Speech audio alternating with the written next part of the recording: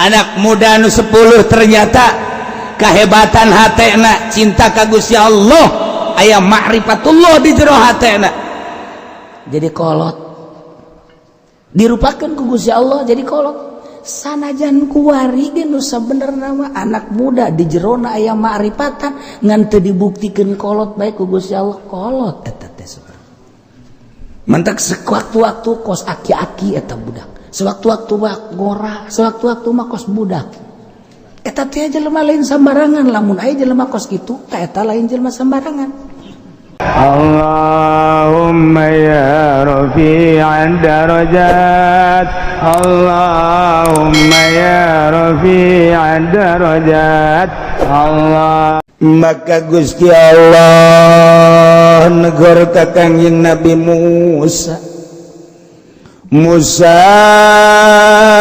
aing apal kana renungan anjeun sebagai hamba aing kakasih aing renungan anjeun teh ku aing diperhatikeun Musa kuari mah ku maneh disurtil bae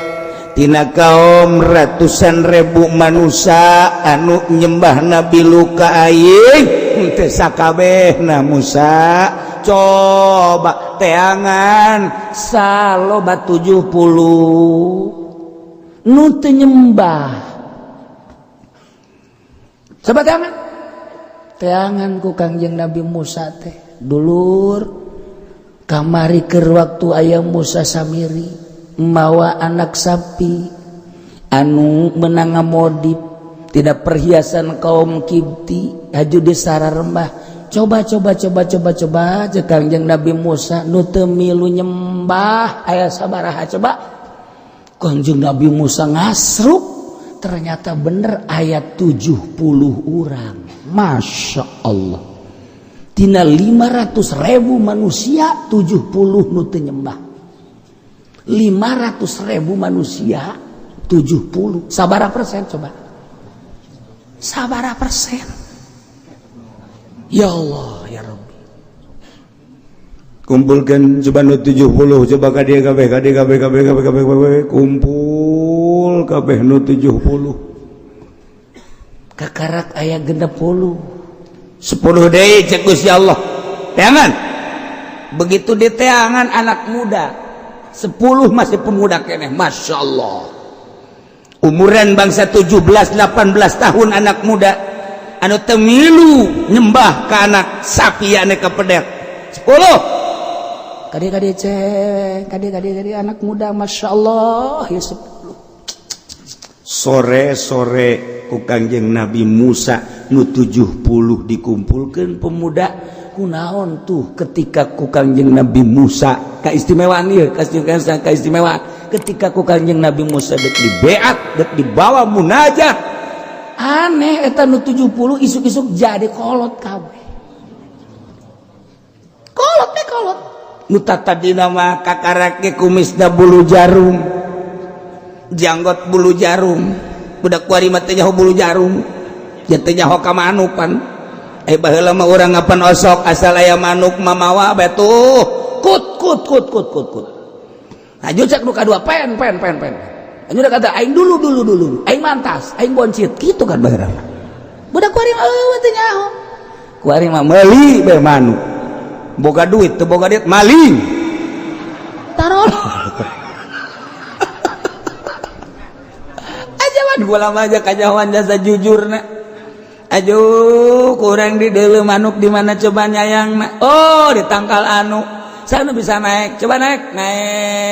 engke 5 poe naik oh geuri geus endogan sabaraha endogna kakarak aya 2 kesam udah oh geus endogan sabaraha endogna aya 5 oh kuari keur dikereman tuh baheula mah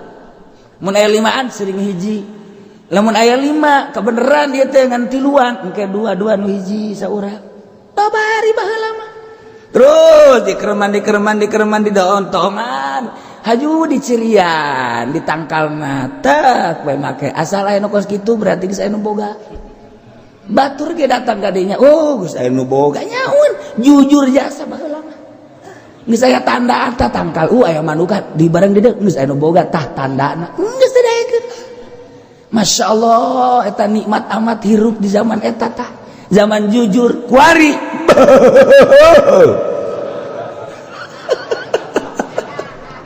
ya Allah Masya Allah kari jujur jasa terus tidak benar tidak kakarak borosot tidak kakarak megar tidak deh geus aya bulu jaruman Masya Allah kayak kadinya deh geus aya bulu centong berak banget nanti bulu centong pan nah kuari di dalam deh geus hari Swiss tinggal tere dihiberkeun alah set dibagi tasya dua tasya hiji ya Allah ya Rabbi eta ngeunaheun jasa beurang aju urusan parab da geus ya neangan parab atuh heuh pe ieu aing neangan parab keisukan aing keisukan itu ngeunaheun jasa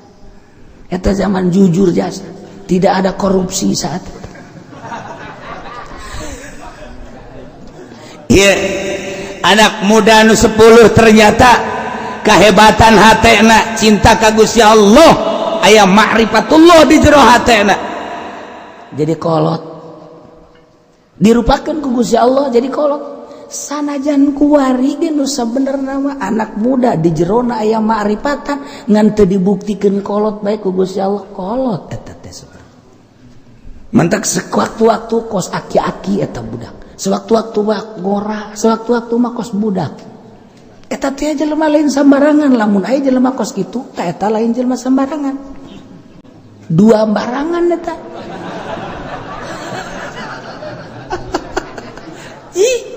sebab naon eta kumaha keur mantengna hate lamun keur manteng ka Gusti Allah kolot kajen gua kumaha ge kajen teuing budak belasan tahun kolot bae lamun keur biasa-biasa kadeureuna ngora lamun kabeneran nyana neuleuh awewe anak muda deui biasa deui bae itu no problem biasa hese aju nyana bogo atuh urusan bogo mah bukan urusan asmara manca wali kos itu utama urusan rahasia bogoh nage lain bogoh cara ente Masya Allah dadamelan Allah gelis amat tuh muji syukur ka Allah nu jorejeng nu geulis ge sebenarnya mah sarua dadamelan Allah ngan eta mah budak dibere kaleuwihan we mudah-mudahan we bogoheun ka aing tuh kan saya pajar bener bae tuh henteu ge saya pajar bener bae deui kos kitu tah ieu ieu guys kumpul 70 dah saparantos saya 70 Gusti cek Kangjeng Nabi Musa bade kumaha ieu geus lengkap cek Gusti Allah nu 70 teh Musa ajak munajat ka Gunung Tursina bawa ku maneh lantaran eta lain jelema sambarangan sakitu poharana di saat Musa Samiri ngajakan ngaibadahan ke anak sapi tapi tetap lu 70 maka aing bae ibadana pohara jasa haju sanggeusna diajak munajat maksudna dek naon diwarah dek diwarah naku sebab naon cek Kangjeng Nabi Musa lantaran nyana cicing bae saat batur aribadah ke anak sapi lancet maneh Nabi Harun dakwah keras-kerasan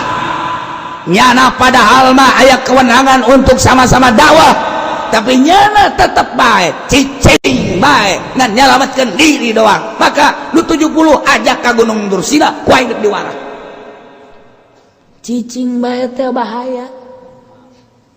Masya Allah Gusti nu mantag 70 teh kumaon gitu pan ayat 12 sibtu 12 golongan kan umat maneh ayo sagolonganana ieu adalah genep lamun sagolongan genep 12 10 bae kali genep sabaraha 10 kali genep berapa aing nyaho atuh anu babari teh mah kos kitu mah tinggal lu 2 kali genep tuh bener pinter dah nah jadi genep 10 jeung 12 sabaraha 72 Gusti sedangkan Gusti nita teh 70 golongan abdi teh kapan aya 12 sagolongan dicokot genep ieu kan leuwih 2 ieu kumaha Gusti nu 2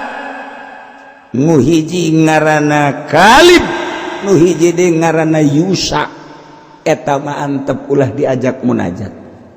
kunaon Gusti aya rahasia ke di tukang masyaallah geus dibejakeun ka Gusti Allah nu mantap kami mah geus pernah zarah ka Kangjeng Nabi Yusa alaihissalam di Yordan panjang kuburanna ge penerus Kangjeng Nabi Musa tah ieu dongengna tah 12 golongan satu golongan cokot genep memang aya nagengan sakitu ternyata begitu genep lain 70 sedangkan dititahna ku Gusti Allah kan 70 barang dihitung mun sagolongan genep aya 72 usul Kanjeng Nabi Musa nu 2 kumahakeun sedangkan ieu kan 72 Gusti nitahna 70 antep nu 2 Aike diantep kumaha eta mah engke aya rahasia nu maneh moal ka dibere beja waduh cek Kanjeng Nabi Musa pohara setelah kumpul tina genep sagolongan Yusa jeung Ki Kalib mah dinasehatan ku Kanjeng Nabi Musa instruksi ti Gusti Allah Yusa jeung Kalib anjeun mah cicing bae di dieu teu meunang diajak munajat ka Gunung Tursina aduh cek Yusa jeung Kalib mah nya si bakam itu bisa diajak munajat ieu instruksi ti Gusti Allah teu bisa tetep pangusulkeun ka Gusti Allah ieu mah geus ulah loba omong sia geus ti Gusti Allah na kitu usul masa sih pan anjeun mah kalimullah bisa langsung bicara jeung Allah pangusulkeun diusulkeun ku Kanjeng Nabi Musa Gusti nu 2 ge hayang milu kudu kumaha menanganina Gusti cek Gusti Allah Musa bejakeun jai ujung-ujung nama kapan menang rahmat jeung ridho aing sanajan nyana teu milu munajat ka Gunung Tursina tetep nyana sarua menang karidoan jeung rahmatna sarua jeung nu munajat bejakeun ganjaranna malah leuwih gede tibatan nu milu ka ditu keuna cicing bae teh aya rahasia barang dibejakeun ku Kanjeng Nabi Musa seperti eta mangga atuh ai kos kitu maja ujung-ujungna mah hayang ge rahmat jeung ridho ku Gusti Allah diulahkeun mah jeung aya rahasia anu encan dibejakeun mangga kami mah geus diimah bae ridho geus nu 70 berangkat jeung Kanjeng Nabi Musa alaihissalam masya Allah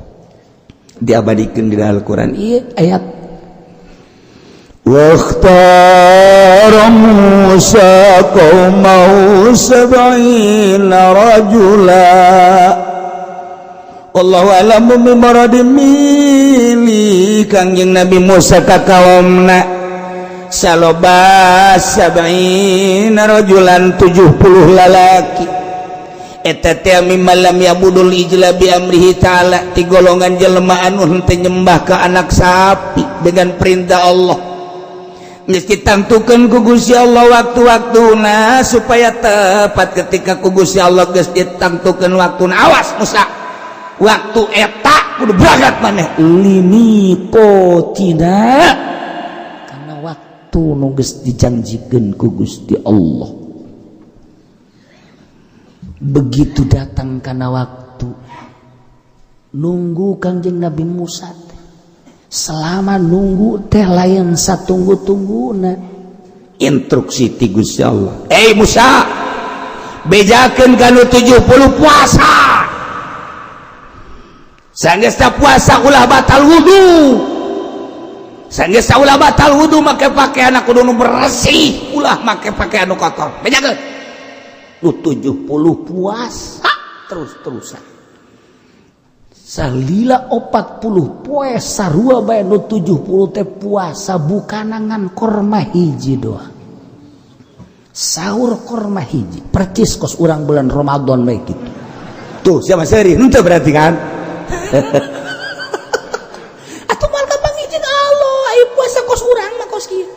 yang menang Lailatul Qadar di mana horeng jebukan lagi boho kopi ayah teh manis ayah rujak ayah karujak asem ayah naonan tuh Masya Allah ngebreng-breng di dinya deki biar kapanggih jeung Allah atau maka kapanggih jeung rujak tah 40 poe Musa puasa nurut nu 7 poe jam memang geus boga keyakinan ka Gusti Allah batur nyembah ka pedetnya nama henteu kita puasa mantap jasa bukana cukup korma hiji sahur korma hiji siap wudu ulah batal ketika batal cepat wudu ketika batal cepat wudu selama 40 poe siap ulah make pakaian anu mewah-mewah tur make pakaian anak kudu nu bersih bae ulah kacampuran ku noda najis jeung sejamana siap nu 40 puasa kabeh wudu teu batal wudu Kanjeng Nabi Musa saat eta kemudian make pakaian sangat sederhana di samping eta bersih pakaianna ulah kapanggih jeung sasaha heula nu 70 tadru ka aing kabeh cara ricing bae tuh nu mantak urang ge deuk kapanggih jeung Allah teh kos kitu ulah kapanggih jeung pamarentah ulah kapanggih jeung jelema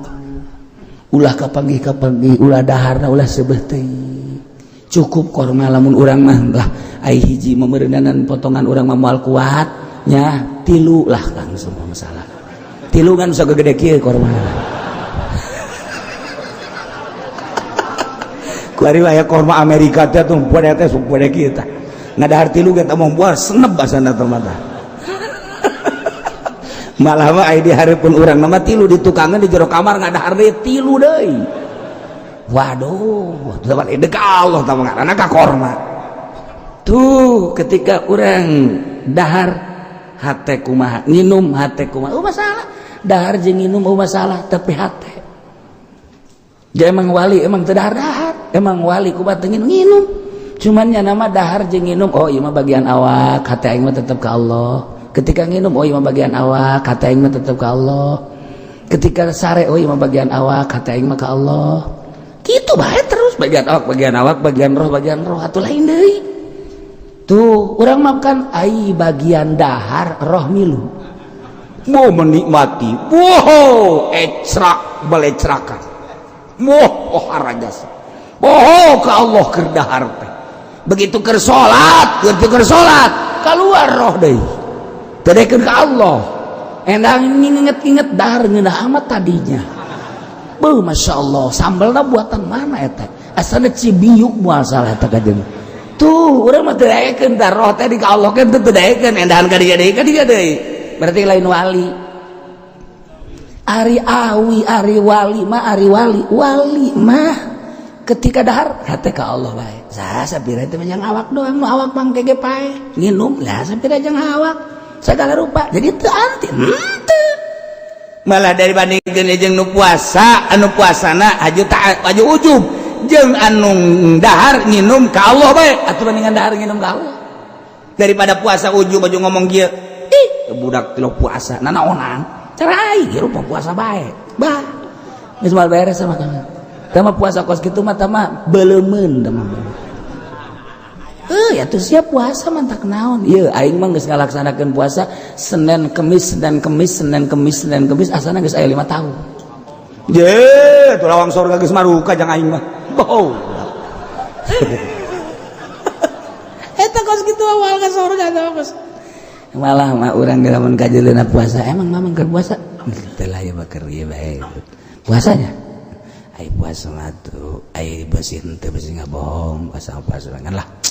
terus teu kudu tah dia teu ganyawan kan teu ganyawan ke batur udahar nyana nyokot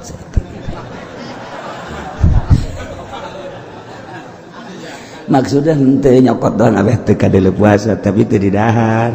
henteu dicekel we kitu tah set mun kue teh mun roti teh roti nyekel nyana ge nyekel tapi teu didahar abeh kadeuna ulah kos tu puasa ke pribumi ka jero diwapeu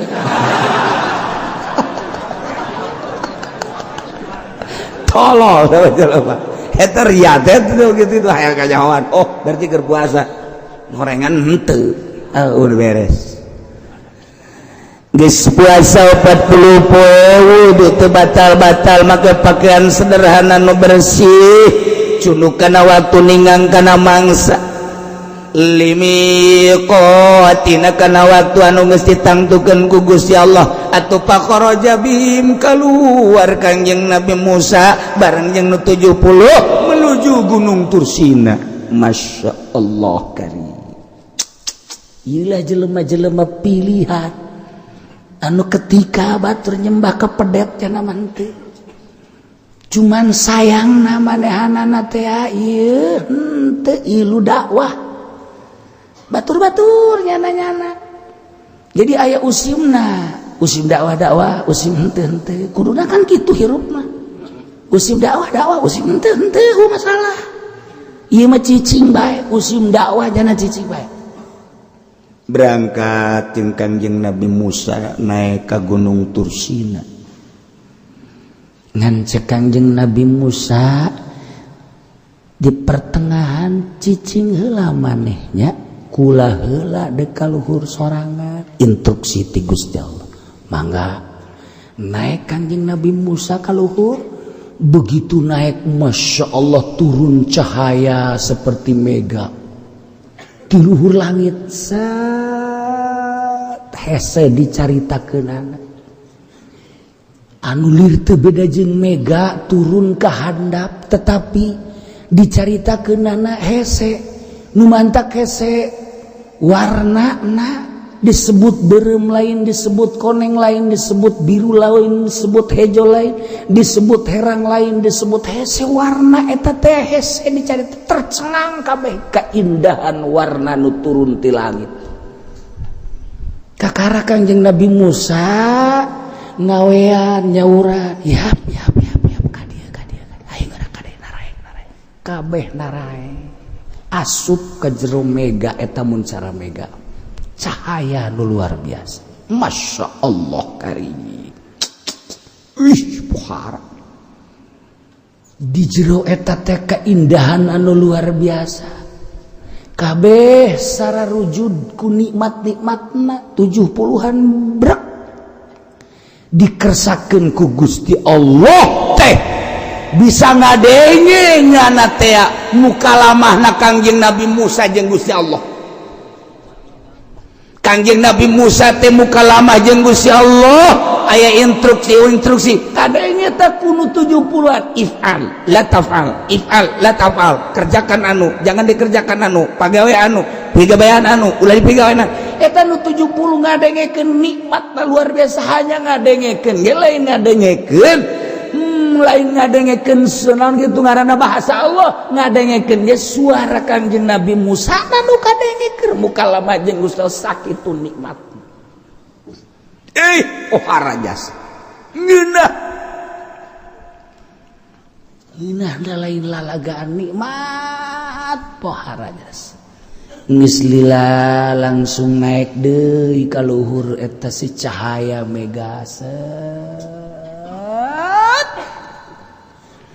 kabeh bersyukur kuminah-nginah teh ngadenge munajat Kangjeng Nabi Musa. Urang mun ngadenge doa para wali bae kan ngeunah. Urang ngadenge babacaan wali Allah emang teu ngeunah babacaan mah eta-eta kena tapi penyentuh umat hate. Doana para wali madahal mah doana eta-eta kena kok tersentuh hate urang kunaon? Sebab nyanana langsung jeung Gusti Allah. Urang doa nama eta kene babacaan eta kene tapi kok indah amat. Quran mun dibaca ku wali Allah urang ngadengekeun ngeunaheun amat. Ko lain deui sih. Lain tina suara, lain tina makhraj, lain tina gaya, tetapi aya keindahan tersendiri ngadengekeun wali Allah maca Quran teh lain deui kunaon eta? Hatena langsung jeung Gusti Allah. Urang ngadengekeun qori ngeunaheun tetapi datang ka ceuli doa. Seindah-indahna jeung sangeunah-ngeunahna sabagus-bagusna makharijul hurufna datang ka ceuli doang caritana ke di luar ngeunaheun nya ngaji bagusnya makhraj ngan seukur sakitu tapi ketika wali Allah maca Al-Qur'anul Karim rada lain deui saya nyebutkeunana kok tiis amat hate ketika ngadenge wali ngadoa kok ngeunaheun amat padahal mah eta kena ieu cacak wali Allah atuh komo Kangjeng Nabi Musa geus teu bisa dibayangkeun nu bantang sahabat babarengan jeung Kangjeng Nabi kabeh jadi wali Allah ashabi kan nujub bi ayyim ihtadaitum sahabat kaula lir teu beda jeung bintang di langit anu gemerlapan kabeh bercahaya atuh panu dituturkeun ka Kangjeng Nabi anu dikupingkeunana suara Kangjeng Nabi bi ayyihim iktadaitum ka mana bae anjeun nuturkeun sahabat ihtadaitum bakal meunang pituduh jehe nu mantap urang teh lamun ngadengekeun kiai anu ko lain kok kana hate jadi lain deui sok dengekeun kiai partai baliklah haridang kunaon teh teu eureun-eureun ngajakan ka Golkar mah seneb aing mah eta sia datang eta si sok dibere duit oh eta sia mah tolol sakalian tolol bae aing jalan seneb beda atuh komo ngupingkeun Kangjeng Nabi Musa ka kuping muka lamajeng Allah lain suara Allah na tapi suara Kangjeng Nabi Musa nu keur munajat ka Gusti Allah indah amat masya Allah kabeh cirambai cai mata lain sedih tapi nikmat bunga nu pohara luar biasa eueuh papadaan indah na pohara nu 70 pohara idinya barang geus eueuh eta cahaya teh tiba-tiba aya gempa anu pohara gempa gunung oyag-oyagan nyana raragagan padahal mata munajat ngadenge suara Kangjeng Nabi Musa nu indah tapi tiba-tiba ieu goncang gempa falamma akhadhathumur rajfatu qala rabbi law syi'ta ahlaktahum min qablu wa iyyai atuhlikuna bima fa'ala sufa'u minna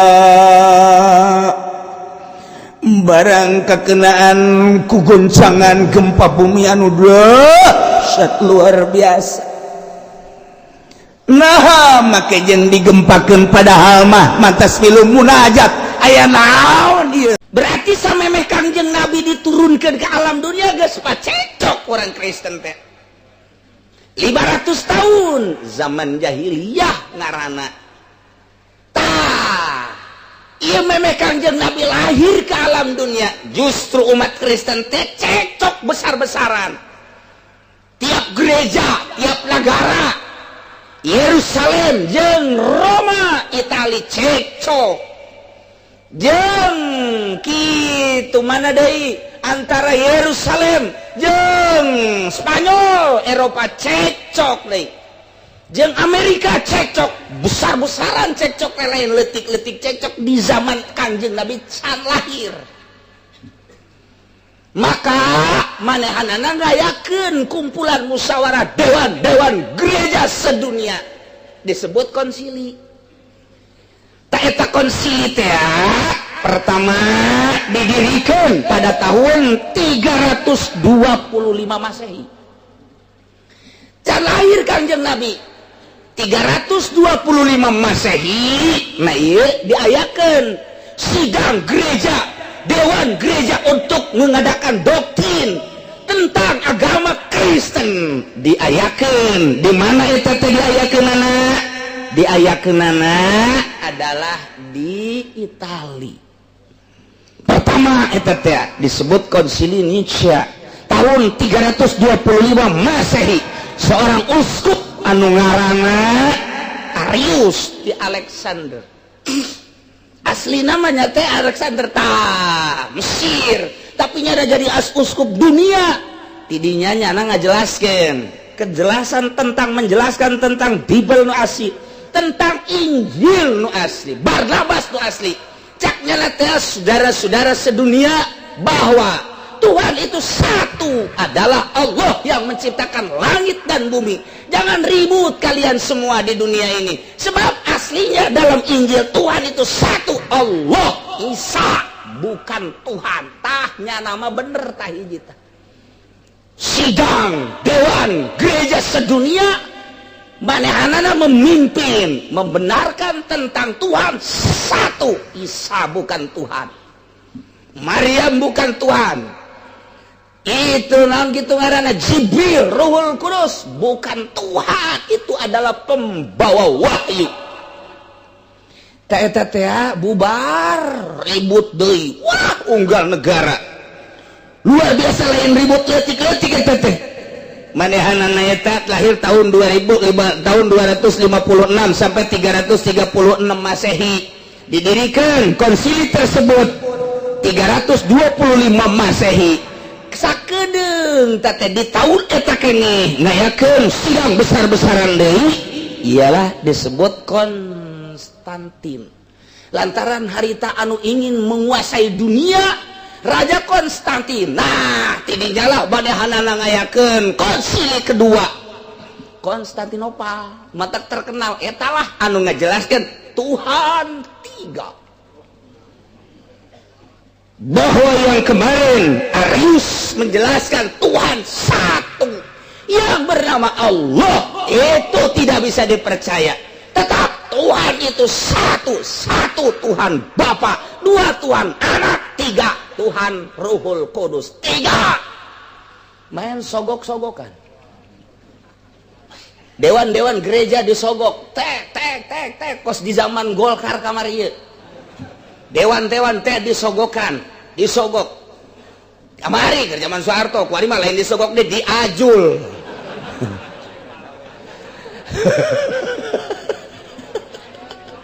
Ayo disogok olam, kadang-kadang raga kadang-kadang ayo diajul mapan anggeus kabeh. Sia cek dewan nu milu ngaji, moal ngaji aing mah cenah minggu hareup mah mabur sia ka ditu. Hayang ka neraka ulah ngaji sia mabur ka ditu, diajul sia ka ditu, geura modar sia mun teu dibeulem sia. Moal aing mah cenah datang ka kiamat teh moal ngaji mabur. Teu butuh aing mah kanu teu ngadengekeun Al-Qur'an, mabur sia ka ditu. Legleg ku sia duit sogokan. Ulah mere saya tik-tik acan ka aing kecuali gede. Teu hayang aing geus kitu mabur. Moal khusus salat aing dibere duit kuno kos kitu mah. Aduh, Masya Allah. Asana minggu hareup aya dewan nu moal ngaji. Kuari ge ngaji nanti di jero ieu di handapeun Tangkal Ambon. Seserian nya teh. Bahasa Indonesia.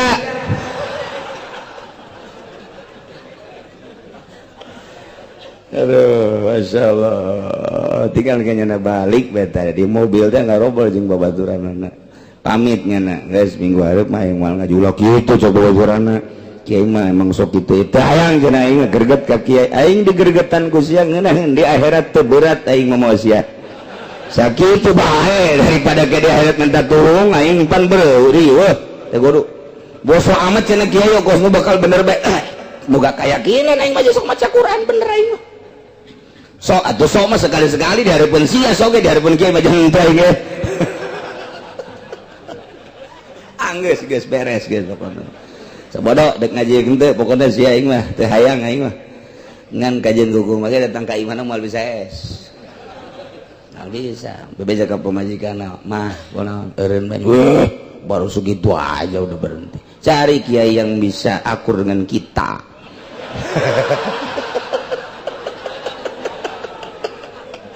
Ayo geus ya teangan kiaina, bangsana deui, bangsa kiai Golkar kabeh. Ayo geus ngaji sia datang ka olam, mal bener sia ngaji geus gitu mah. Nah, konsili kedua pada Juli tahun 381. Lamun tadi 325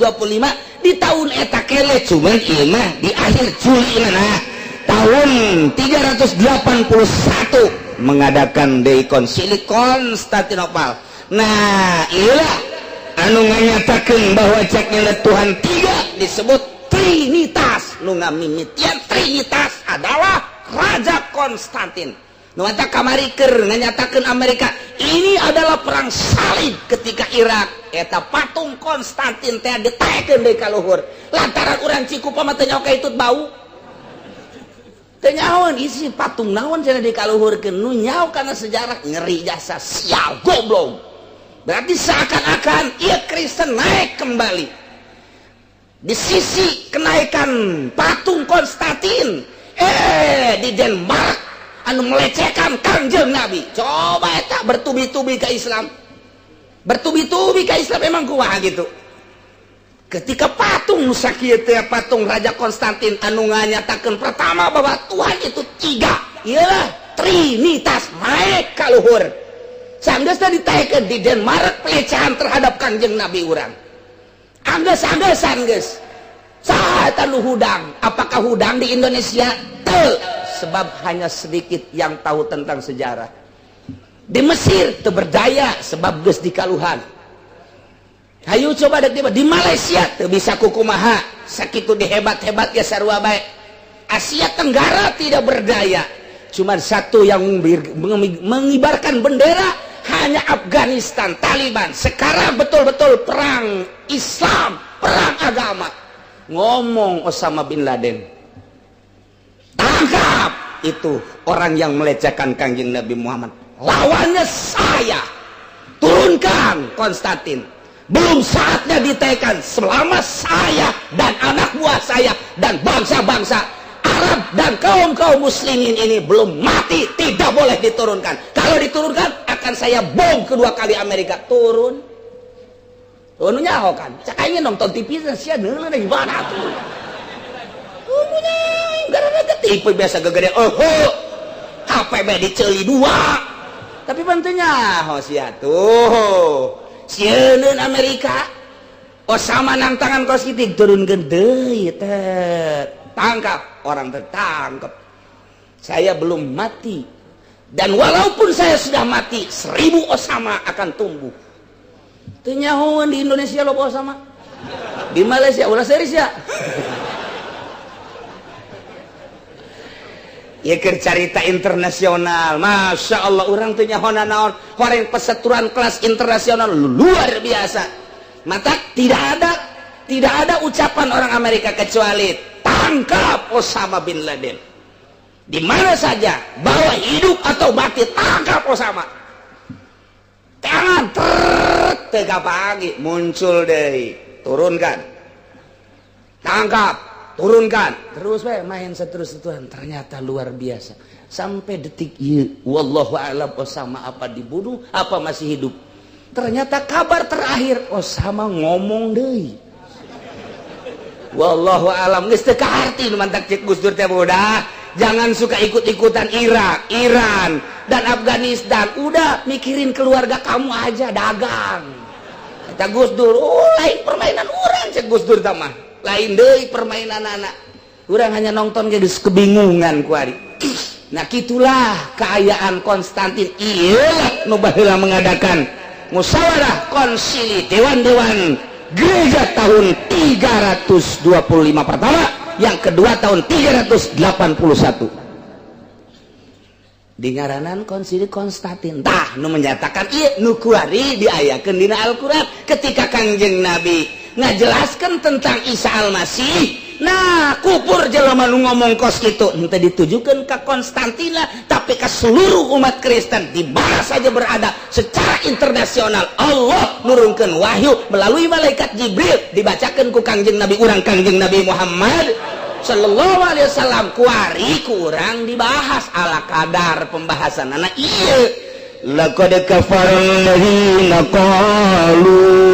innallaha salisu salasah tah lamun nyaho sejarah nu nganyatakeun innallaha salisu salasah Konstantin pada tahun 381 Kangjeng Nabi na can lahir ribut keneh bae unggal negara terutama Yerusalem lantaran Yerusalem teh deket Bethlehem tempat kelahiran Isa Al-Masih cek urang Yerusalem teh teu kaharti aing mah pangeran aya 3 gereja teh dewan gereja Yerusalem teh nentang terhadap keputusan Konstantin. Masa ya pangeran tilu ja pangeran mah hiji. Wah riweuh deui dunia teh, Itali, Roma, Amerika, Australia, termasuk di Eropa. Di urang mah ieu di urang encan kaambeuna naon saat eta mah. Masih kene cincoah-cincoah. Cepugu agama eta teh zaman harita mah di Indonesia teh can karuhan teh. Encan karuhan bahasa aya ge hiji ti Cina ka dieu tah ti Encek, Hindu, kelenteng-kelenteng laleutik mah. Eta teh zaman sakitu can aya naon di Indonesia mancan kukumaha. Encan kacarita. Nah, mengadakan deui konsili dewan gereja anu katilu ngayalah konsili Nicea di Italia deui bae September tahun 381 untuk merubah tentang keberadaan Trinitas tadi. Tapi tetap lantaran main sogok teh kuat, maka diadakan deui konsili itu payul di Italia kene tahun 756 Masehi. Besebelah dia tak 700 Pak setelah lahir Kangjeng Nabi urang Kangjeng Nabi Muhammad sallallahu alaihi wasallam. Kangjeng Nabi lahir Masehina 600 sekian. Nah ieu mah geus tahun 796. Tah didinya rada-reda geus ulah dipermasalahkeun cek para raja-raja jeung dewan-dewan gereja. Paus menyatakan bahwa nanti kalau Muhammad dakwahnya besar-besaran, tetap saja kita ini sepakat sedunia seluruh gereja Katolik baheula teh nu pertamana. Awas, hati-hati, tetap satu suara Trinitas, Tuhan tiga, Tuhan Bapa, Tuhan Anak dan Rohul Kudus. Maka dirubahlah dina Injil Bible nu asli teh tah Barnabas aya bahasa di Indonesia kan dengan bahasa kieu nya Bapa adalah Tuhan, Anak adalah Tuhan, Roh Kudus adalah Tuhan. Akan tetapi hanya ada satu Tuhan. Tuhan dalam tiga oknum, ternyata hanya satu, ialah Tuhan Allah. Nyana nyebutna kan Tuhan Allah, Tuhan Allah. Gitu teteh. Dengan demikian maka tebuslah dosa-dosa hamba, tebuslah dosa-dosa murid, tebuslah dengan tebusan-tebusan Tuhan Bapa, Tuhan Anak dan Ruhul Kudus. Nyatakanlah Trinitas adalah salah satu dari pondasi dasar tempat tegaknya agama Kristen. Tailah doktrin anu diperkuat Trinitas hasil daripada Konstantin. Mantap jadi bak wari zina, judi, mabok, boga duit, ditebus dosa teh ka gereja. Tuhan Bapa, Tuhan Anak, Ruhul Kudus. Ada hamba dari Cikupa, tapi Cikupa juga perumahan bukan asli penduduk. Nah ini dia mohon dibebaskan dosa-dosanya dengan tebusan 1 M. Cak nu dijerotnya kurang, aduh tawar. Kuat naon jual beli dosa tolol aja. Nah, iyalah Kristen teu kaharti kurang sasar mah sasar, teu kaharti ku urang nu dibere hidayah teu kaharti aya nu teu dibere hidayah atuh kitu bae. Naudzubillah min zalik. Nah, maka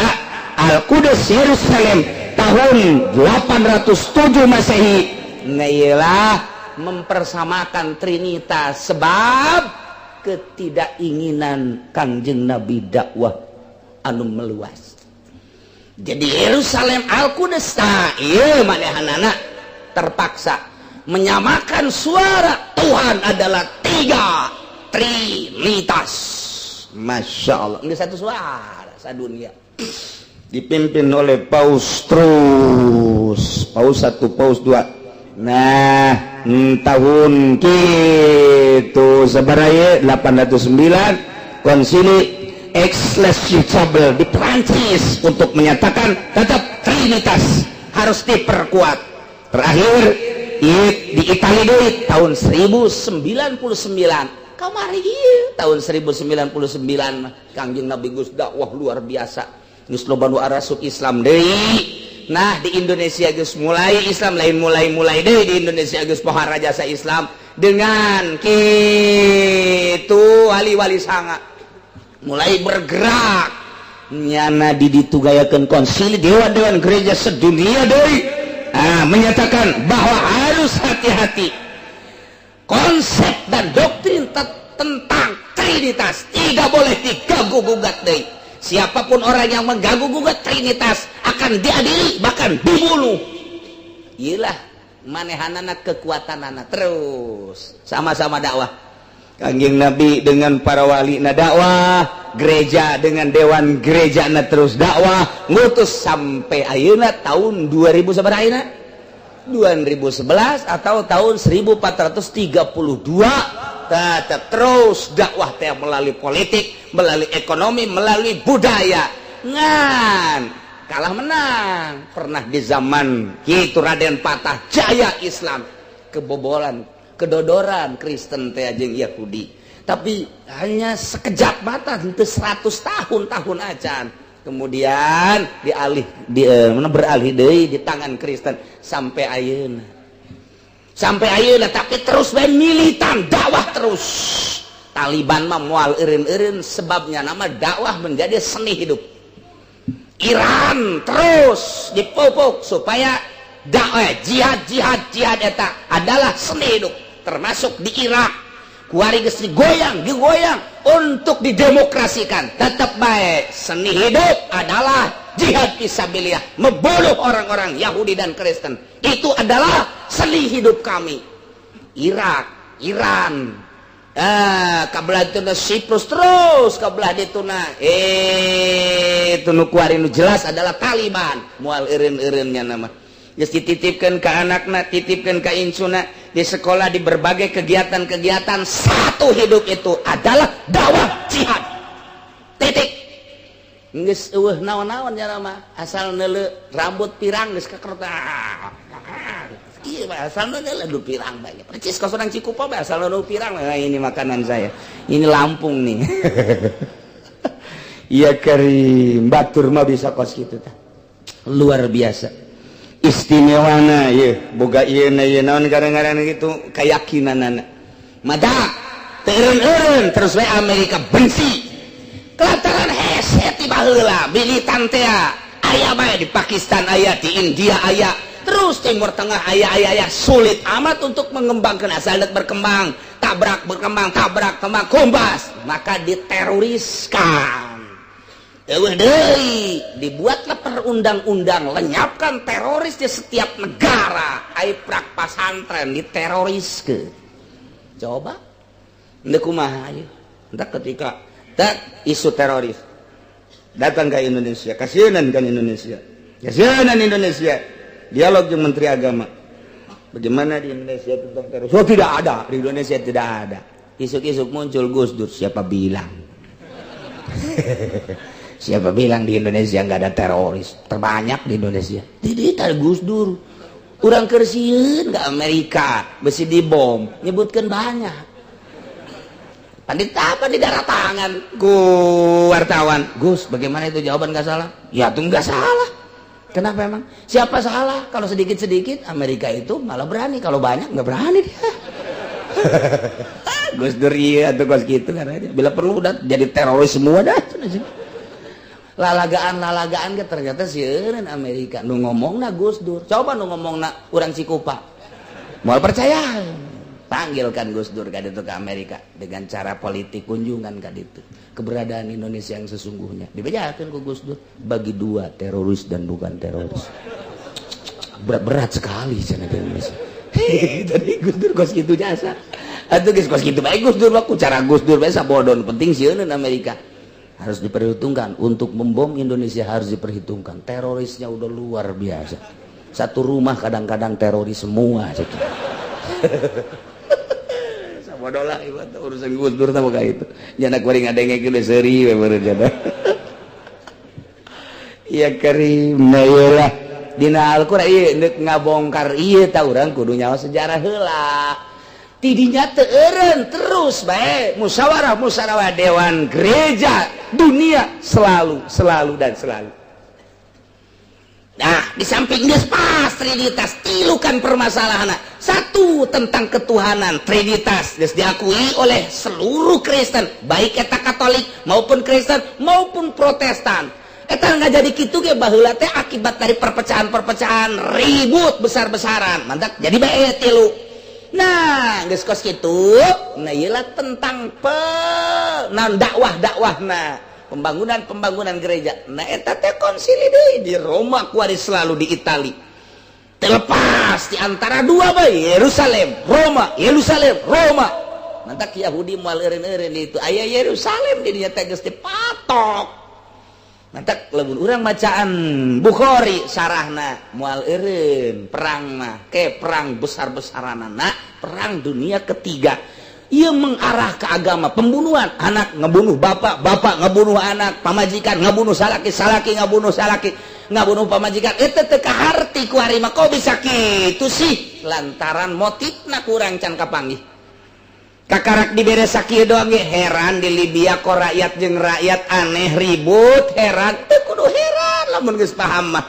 Naon sababna nu mantak teu kudu heran? Lantaran pemerintahanana sebagian dibeli ku Amerika, sebagian deui tetep ka itu Muammar Gaddafi. Rakyat dibagi dua, dibeli ku Amerika, pro Amerika dan pro Gaddafi. Di modalan tak nyeunlah kekuatan, peranglah rakyat jeung rakyat antara pemerintah kadengena jeung rakyat, padahal bagi dua. Kahati kuarim atau di Indonesia ge lamun terus-terusan kuarim pemerintahan geus pemerintahan Amerika sedangkan rakyatna rakyat Al-Qur'anul Karim neuk teu perang kumaha moal teh diganyang lurah moal teh diganyang camat moal teh diganyang bupati kajen kumaha ge ribut tinggal ribut bantuan pasti datang kan di Amerika ka urang ka pemerintah. Polisi dipersenjatai, kemudian ABRI disenjatai, rakyat dibredel, karena kejerian pasti bae polisi ge nu kabrih anakna berbalik ku ari ka rakyat. Bagi dua pasti polisi pemerintahan, polisi rakyat, ABRI pemerintahan, ABRI rakyat, bagi dua perang rakyat jeung rakyat. Oh, ayo mantap pilih aing jadi presiden. Ngan ijazahna SD. Mesti moal teh kitu kajen kumaha ge. Diimbah tembak.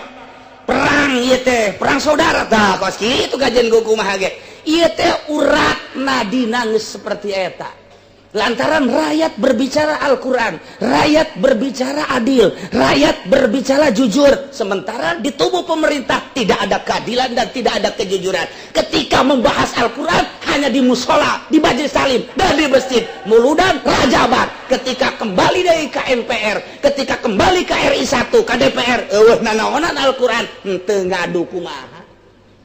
Teu ngadu kumaha, kiai tinggal kiai lu aya di DPR. Dia sama kiai rongkong sama kos itu mah. Rongkong. Mana hasilnya nu jadi DPR? Mana perda anu bener-bener Al-Qur'ani? Mana anu Al-Qur'ani anu hadis? Nah ieu boro-boro eta, ieu bae demokrasi. Coba jalankeun nu sabener-benerna. Ham anu bener-bener menghargai harga manusia. Tapi ternyata budak letik tembak-tembak baik, ini tembak-tembak baik, rakyat teu meunang menyat usaha teh waktu dikaluarkeun di pabrik dikaluarkeun baik. Ka mana tempatnya lindungna? Coba kaum buruh hayo dia ka mana? Nyeun kumpulan ku ari kaum buruh belum DPR dibelem belum ngadu pemerintah jeung rakyat. Nah naik deui setik awas ya perhatikan naik deui setik tak Amerika balik terus kan baik. Iya mah keur carita bahasa-bahasa orang-orang anu sasar teh dijelaskeun dina Al-Qur'an rapi. Al-Qur'an ngajelaskeunana kumaha? Laqad kafarul ladzina qalu yakin kalufur jelema nu ngaromong ngomong teh innallaha salisu salasa sanyana Gusti Allah teh nomor katilu tina tilu pangeran salah sahijina adalah Gusti Allah lantaran pangeran teh aya tilu hiji adalah Tuhan Bapa dua Tuhan Anak Isa tilu Ruhul Kudus salah sahijina adalah Gusti Allah tah jelema nu ngomong kitu di mana saja berada kufur cek Al-Qur'an ti Gusti Allah ka Kangjeng Nabi urang kuari ku urang kadenge teh dijelaskeun saha eta nu ka situ ternyata diselidik Kristen tapi Al-Qur'an teu ngajelaskeun kieu laqad kafara alladzina nasara atawa laqad kafara nasara teu dijelaskeun kitu teu dijelaskeun teh supaya ulah ketersinggungan sebab nasara jelema nama balalener ngan ieu akidahna nu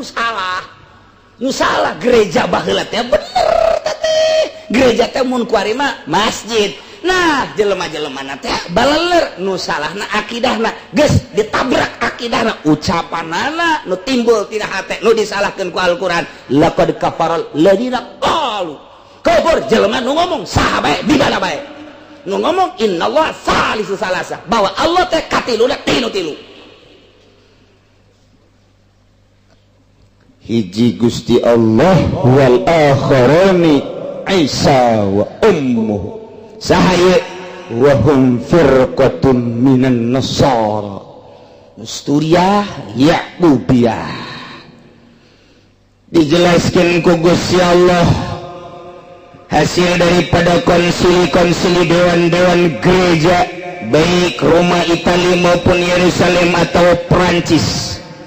dijelaskan wa ma min ilahin illa ilahu wahid teu aya pangeran anu asli mah illa ilahu wahid kecuali hiji pangeran mayakne nu nyieun langit bumi katut eusina nu nyieun sorga jeung neraka nu urang bakal dikasorgakeun bakal dikanarakakeun nu nurut ka nyanehanana ka Gusti Allah ka sorga nu teu nurut bakal dikanarakakeun dunya nangieun Allah akhirat nangieun Allah hiji pangeran mah illa ilahu wahid urang mah alhamdulillahirabbil alamin mobil tepati boga motor tepati boga tapi akidah orang asli bener jasa nu bakal nuntun orang ka surga Gusti Allah subhanahu wa ta'ala kajeun nyana memewahan kuari kajeun memewahan kuari pabrik nu itu nu encek pabrik nu itu Kristen pabrik nu itu nu Yahudi hege mobil nu mewah nu saha nu Kristen mewah nu Yahudi mewah nu Katolik dan lain sebagainya batur mau di mobil teh tararis miliaran mobil lagi Masya Allah sebab otomatis orang mah naik sepeda ge kempes naik motor ge can anggeus kreditan anu maling deui riweuh jasa Masya Allah riweuh teh tapi orang boga akidah di jero hate bahwa pangeran teh Gusti Allah kuari nyana memewahan ke di akhirat tanya ku urang kok apa no? Engkau yang dulu punya pabrik ya? Iya. Ono apa kok? Neraka. Itu bagian engkau. Emang lu kemana? Wow, sana. Kemana itu? Itu neraka juga. Ya lewat neraka. Sana sorga buat saya itu nanti. Kok bisa begitu sih? Lu kan dulu kerja di gua segala baru banyak sekarang udah bukan urusan kerja. Bukan urusan kerja. Dulu kan engkau nggak percaya Tuhan itu adalah Allah. Engkau makan Trinitas. Saya mah Tuhan itu Allah. Nih yang punya neraka dan sorga. Udah kok makan tuh neraka. Kayak mah orang bisa gitu dah. Waduh kejem banget tuh karyawan gua katanya. Ayo guys udah lawanan gimana? Wow tinggal bos nggak mengerebek baik di neraka lantaran pangeran nyana salah Trinitas pangeran anu bener mah wa ma min ilahin illa ilahu wahid wa illam yantahu amma yaquluna lama ilayya massanna alladhina kafaru minhum azabun alim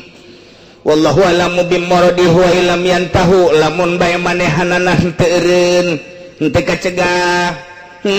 tenyetop pamaya kuluna tina akidah nuku manehna diucapkeun teh minat taslisit tina ming telu ka pangeran nucaknya nate Allah tasalisu salasah kahiji tilu katilu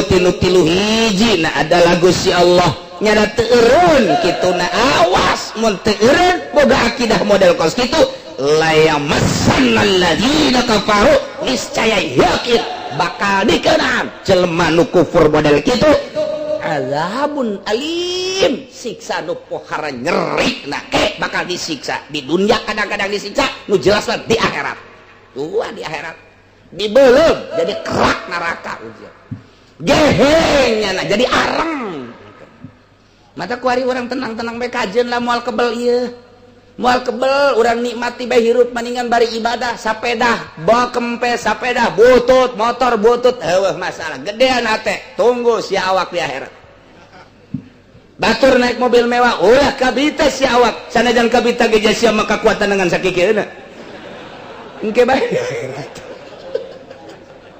ngahibur diri bae geus kitu bae urang capek naik sepeda eureun handapan tangkal kayu gede tapi ulah tanggal caringin nis jadinya awak tuh batur mah naik mobil eueuh nu niis di handapan tangkal pan sia mah tuh nikmati kanikmatan teh Allah beuh ieu angin sepoi-sepoi sing hade bae besi aya buah ngaragag tenang hibur hate urang tapi lamun jelema ngaji basicna ieu pasantren kemudian ngaji terus diperdalam komo datang ke bener-bener makrifat ke Allah dunia teh sampah naon nu kuari diudag-udag esok sore diudag kemudian datang ke salat acan bahkan nipu segala rupa bahkan kaditu riba dan lain sebagainya geus loba dunia ngawujud jadi istana ngawujud jadi gedung ngawujud jadi ruko ngawujud jadi mobil ngawujud jadi sawah dan lain sebagainya keur bojona ambalaya loba dicabut urang teh paet suk apa aya nu dibawa rugi ka bina-bina mun datangkan teu ibadah ka Gusti Allah tapi lamun nu ibadah ada dia isuk pagi ketoge ditinggalkeun eueuh nanaonna begitu datang malakal maut naon nih malakal maut nyabut nyawa gegeran panah gegeran nu dipake kemelang jauhna naon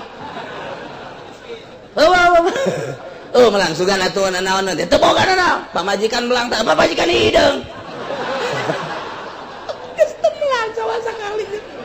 malaikat ge tenang nyabut teh mah bukan tenang kaninanya cekeun geus gegeran kula mah atuh kebajikan ngenten teh tapi orang berebas sekian lah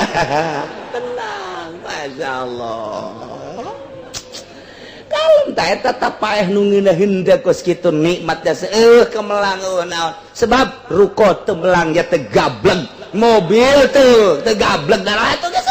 kemelang tapi lamun da urang ngabangun segala rupa begitu datang ieu sa malakal maut rek naon atuh tugas kula keula malaikat mitolah atuh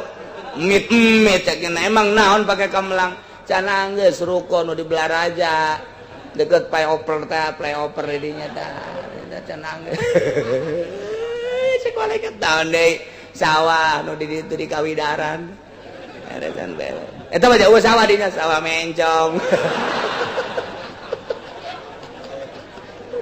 aduh Gusti Allah lo bakal melang cek malakal maut lo bakal melang ya iya mah datang ke ajal atuh deuleu di lauhil mahfuz ajal misan teu mit sakedeung teu bisa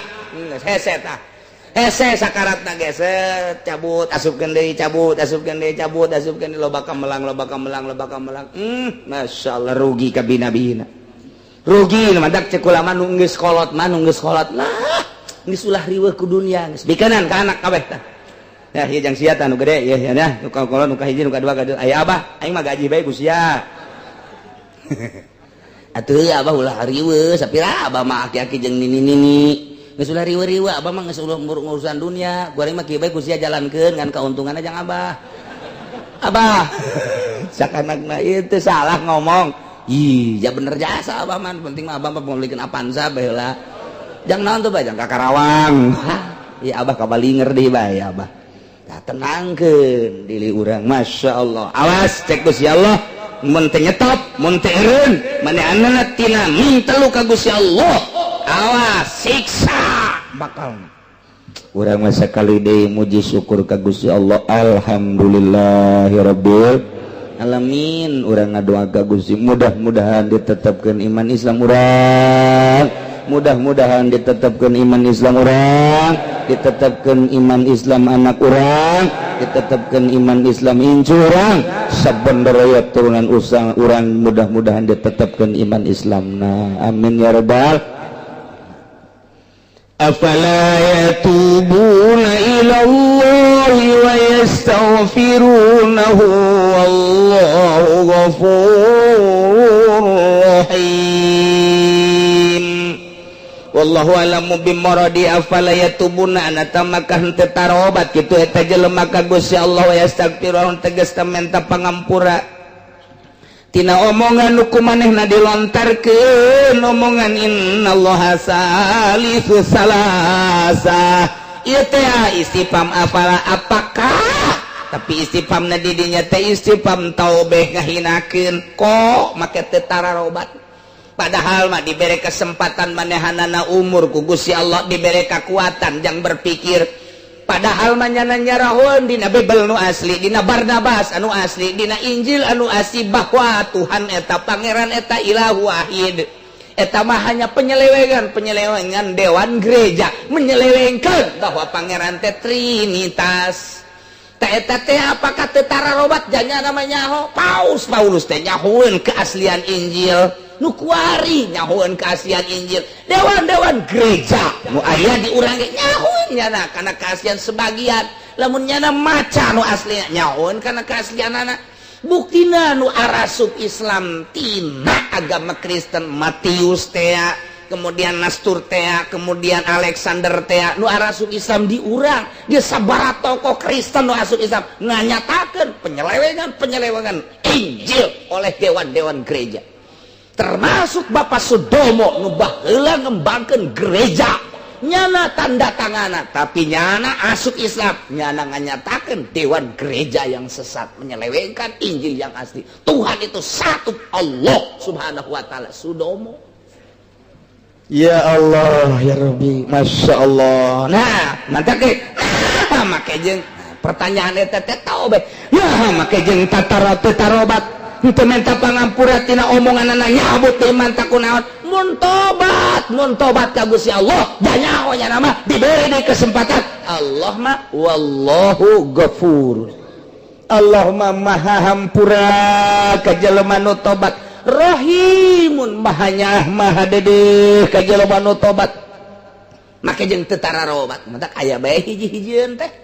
aya bae hiji-hijieun di Itali aya nu asup Islam aneh teu aleh hidayah nempel di mana bae iraha bae kumaha bae di Amerika teh saeutik nu asup Islam di Inggris teh saeutik anu asup komo di Belanda mah loba urang Indonesia Lampung loba eta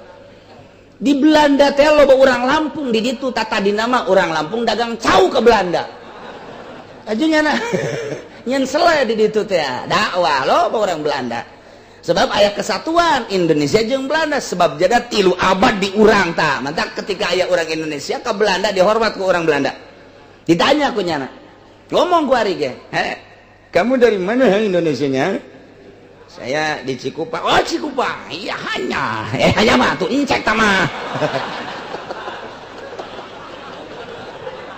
aduh kesalahan Belanda tah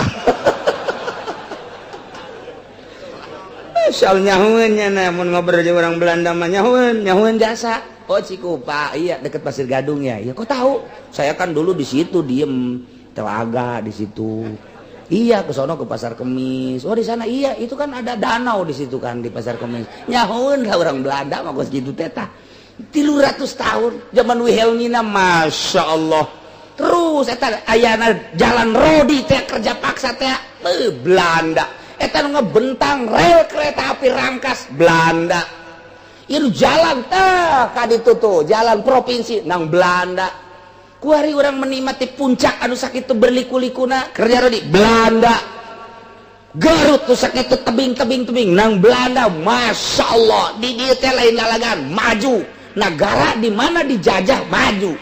begitu baralik Belanda ka itu dia si kurang Indonesia urang Belanda mah di dia nyeunan jalan urang Indonesia mah ngajualan jalan pikir kotak sia ayo bupati tinggal bupati gubernur tinggal gubernur buktina kos gitu membentang jalan provinsi dari gitu naon anyar penarukan Belanda teh tol rel kereta api Surabaya Yogyakarta Rangkas Bitung Belanda teh jalan cacing ke handap ka dieu Belanda balik Belanda ka ditu jalan geus eueuh nanaonan nu gede 5 meter letikeun 4 meter nu 4 meter letikeun deh 3 meter 3 meter kabur geus kabeh pemboronganna ieu kumaha ieu rakyat ting ribut nu bertanggung jawab di parem-pareman peta desa teh ulah aya jalan ka dieu mah jual ulah aya jalan cai ka dieu mah jual ulah aya naon-naon jual baheula Belanda nyeunan jalan ku ari urang sia anu ngomong awas dah Masya Allah geus hese luar biasa tak aya kesatuan urang jeung Belanda mah hebat aya nu asup Islam kamari ieu teh keur zaman Abah teh urang Belanda muriangkan ker kawin di dia di Tangerang ya orang Belanda baheula kawin jeung urang Tangerang kemudian merdeka balik nya ka itu anakan ditang ka incu muriang teh cager-cager sanggeus teh cager-cager ngimpi kita dibawa ke Indonesia kitu bae impianana dibawa ke Indonesia dibawa ka dieu ke zaman almarhum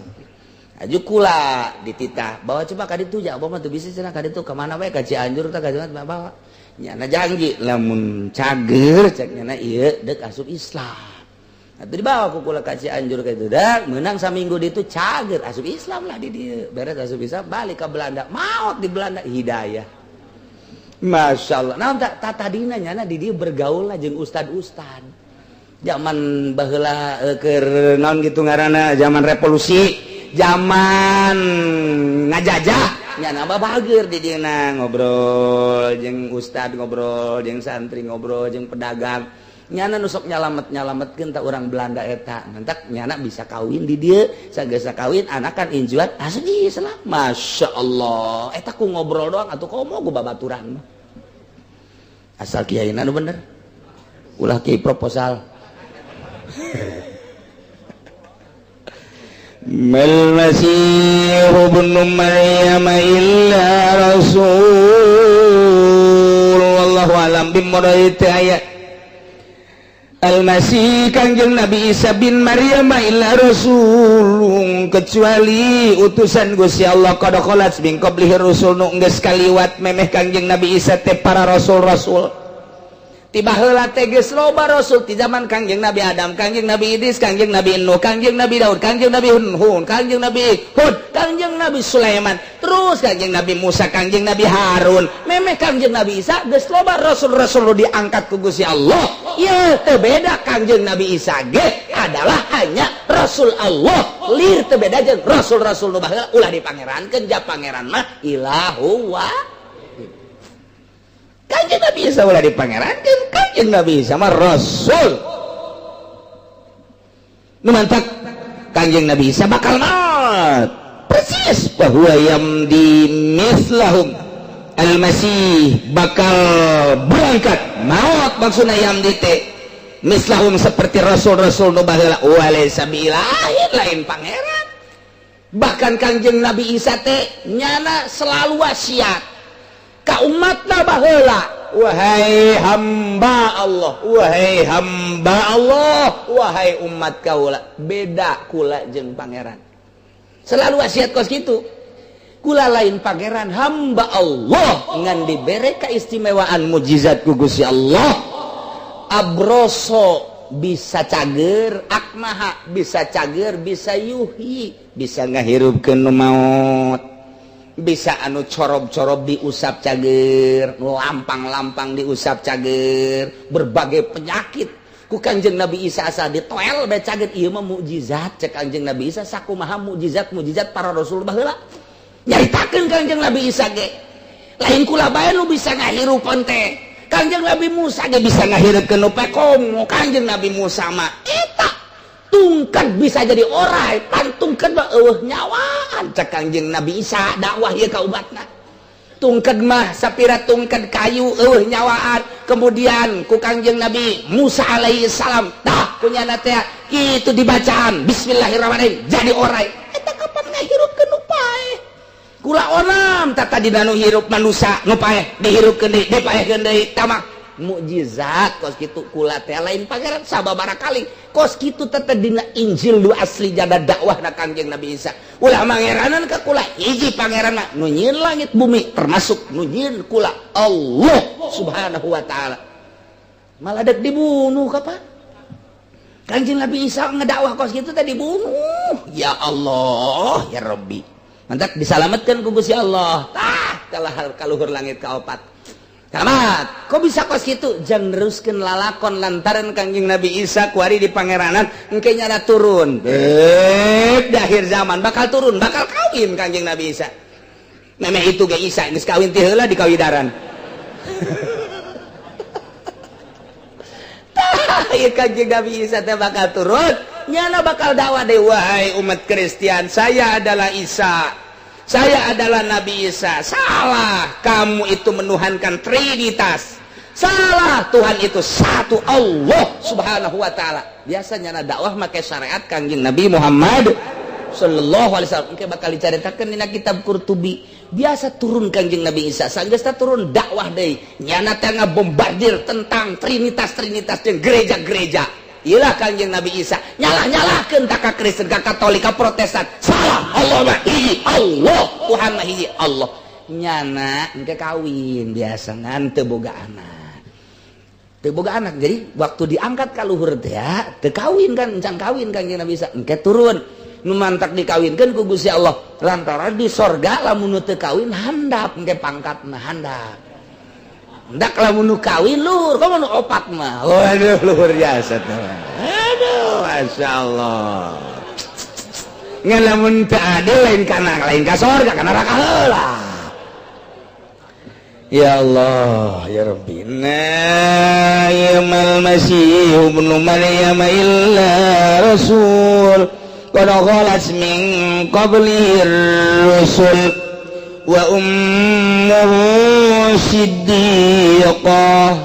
Biangna makna Kangjeng Nabi Isa eta adalah seorang manusia anu siddiqah, nu sangat bener jasa. Siddiqah wajan fi'ilun, fa'alun aw maf'ulun aw fa'ulun. Kadita aya wajan fi'ilun. Nah, ieu wajan fi'ilun adalah termasuk kana sigat mubalaghah. Siddiqun segat mubalaghah aweun bener jasa sehingga diangkat ku Gusti Allah jadi waliyatullah lain nabi awewe diangkat jadi nabi aya ge jadi waliyatullah nantak di dieu ge teu kieu wa ummuhu waliyatullah teu kitu wa ummuhu siddiqah.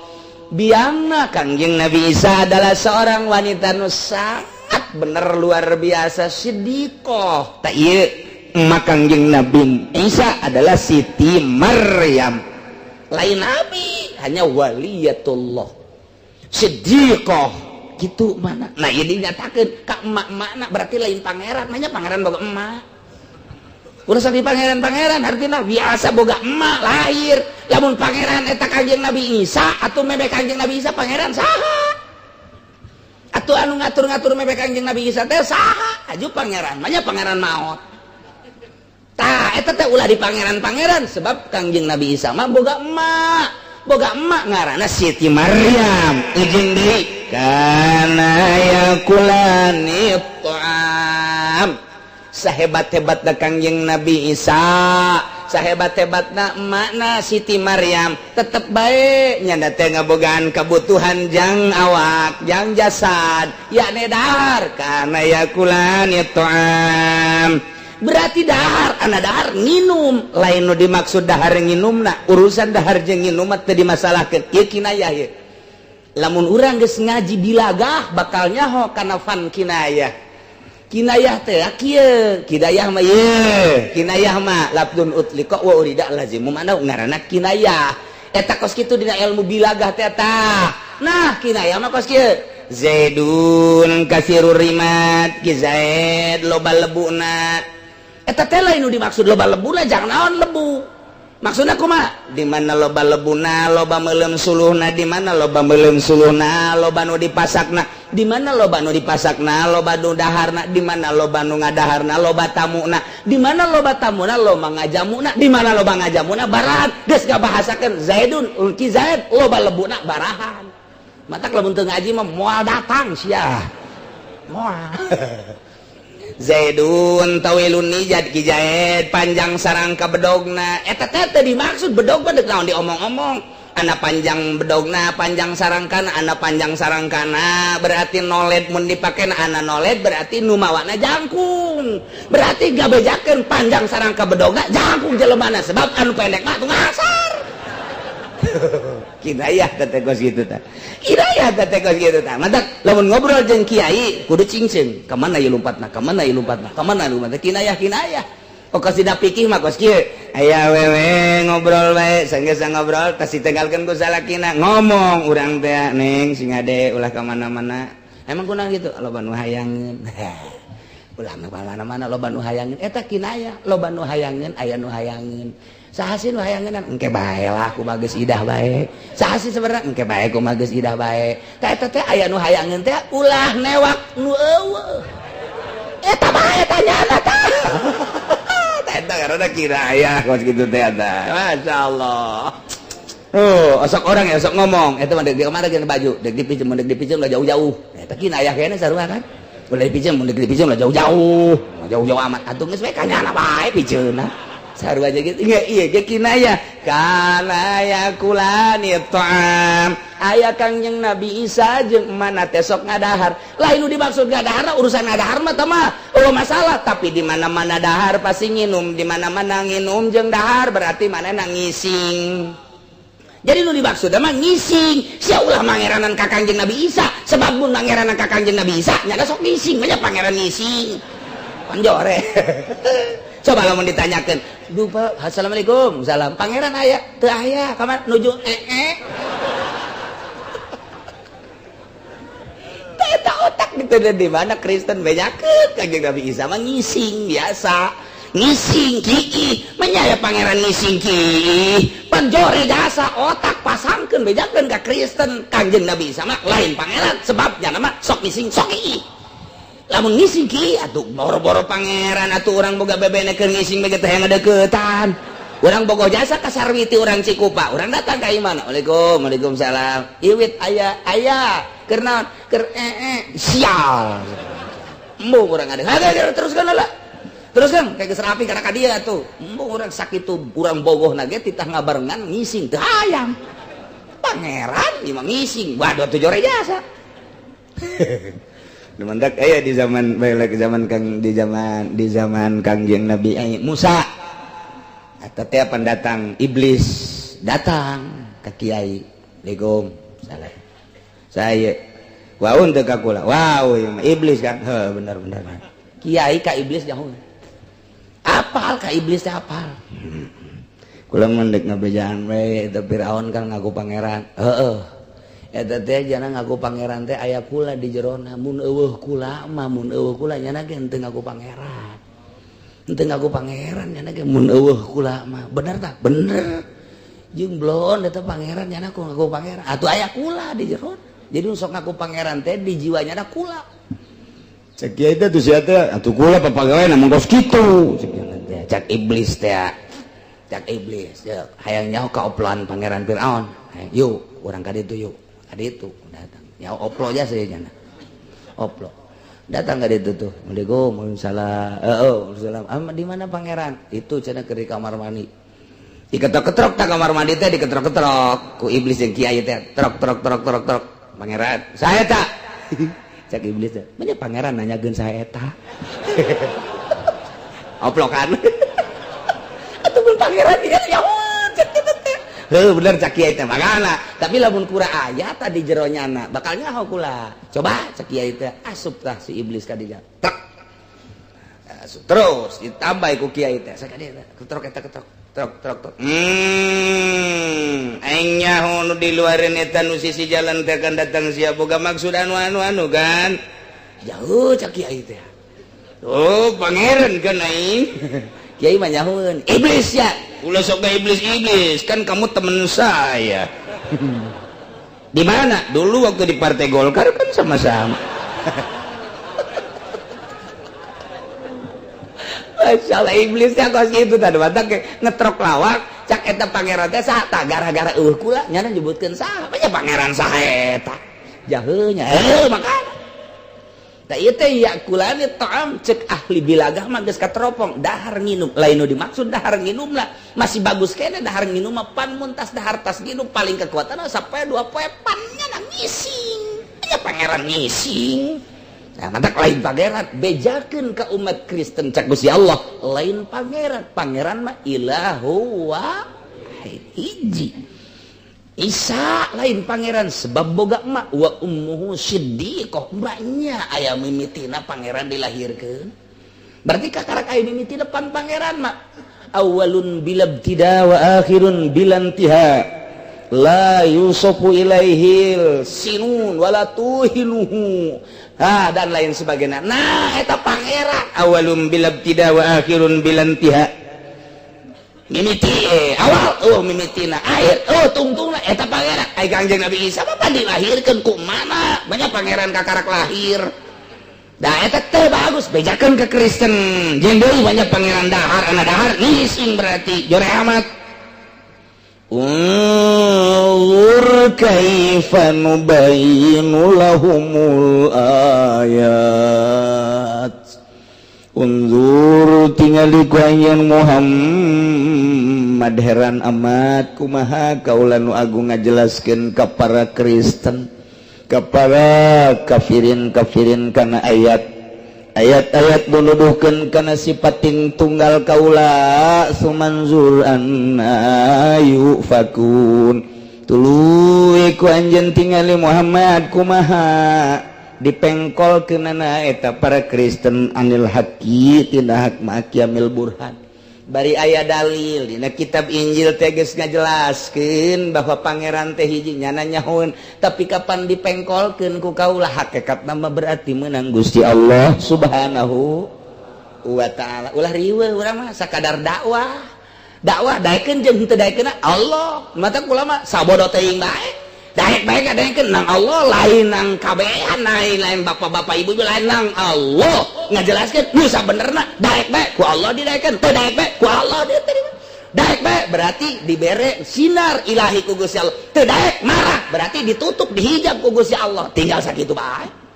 sabodo teuing tah ieu teh nang Gusti Allah hakikatna mah nah ieu kumaha ngajelaskeun kana ayat padahal mah geus jelas jasa sifat wahdaniyat Gusti Allah Allah teh hiji nu tadi jelaskeun ilah wahid make mangeranan ka Kangjeng Nabi Musa Kangjeng Nabi Isa make mangeranan ka Ruhul Kudus bahkan Siti Maryam teh di bunda-bunda Maria dek nanaona lantaran nyana teh kapan ngalahirkeun manya aya pangeran ngalahirkeun Kangjeng Nabi Isa dilahirkeun manya aya pangeran dilahirkeun bahkan yakulani toam eta kurang kumaha dalil